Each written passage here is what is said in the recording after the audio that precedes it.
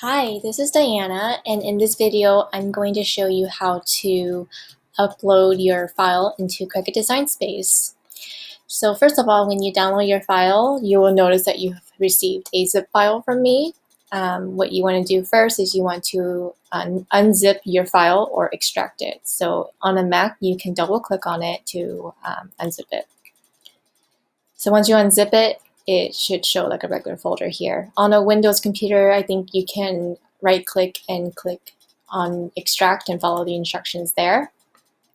So once you have unzipped your folder, you can double click on it here.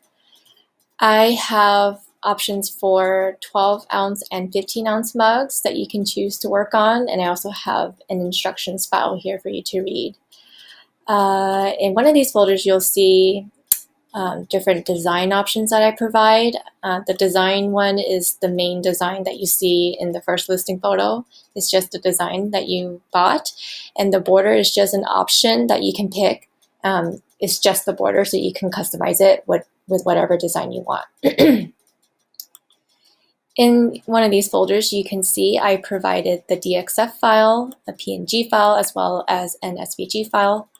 The DXF file you can use for the silhouette cutting machine. The PNG file comes mirrored and ready for sublimation if you want to go that route. The SVG file is what you would use for your cutting machine for Cricut and Cricut Design Space. And in this video, I'm going to be showing you how to upload this particular file into Cricut Design Space. So in Cricut Design Space here, you want to click on New Project, Upload, Upload Image, Browse, and browse to the folder in which you have unzipped earlier. I am going to be working on the 12-ounce design today, and I'm going to click on Design since I'm not going to be customizing anything. So make sure you click on the SVG here and then click Open. Upload. Select the one that you just uploaded, insert, and here you have your file. So right now you want to make sure that this fits your mug. Some Cricut mugs I noticed like vary in size like very slightly.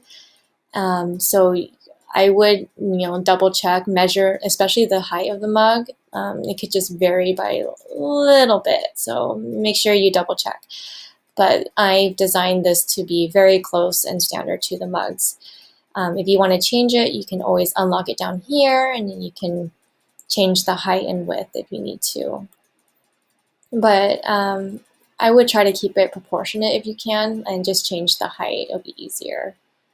So after you make sure that the dimensions are correct, you can then create your project. So you can click Make It. Once you get to this page, the most important thing you have to do is click Mirror. Every project that you do with Infusible ink sheets, you need to mirror it, because after you cut it, it's going to be mirrored, and then you put it onto your mug, it's going to be the correct way. So yeah, trust me, you want to make sure you mirror. After you mirror, click Continue.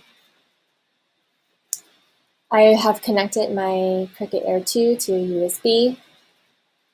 You want to select your material next. And if you don't see Infusible ink transfer sheet as your material, make sure you click on Browse All Materials. Go down to Iron On and go to Infusible ink transfer sheet here. You can click on the star here so you can have it later. If you're on a Cricut Air 2, you should turn your dial to custom so you can pick your material there. I also find that it's a good idea to test this out a little bit. Making your pressure more will help cut through the sheets better. I would try to do more because these sheets are pretty thick, and you want to make sure that it cuts through the entire thing and cuts your design correctly, and it makes reading a lot more easier. So I would suggest doing a little small test on a separate sheet to make sure that your blade and your machine works with the Infusible ink sheet. But for me, I've noticed that when I do more here, it cuts through the sheet better.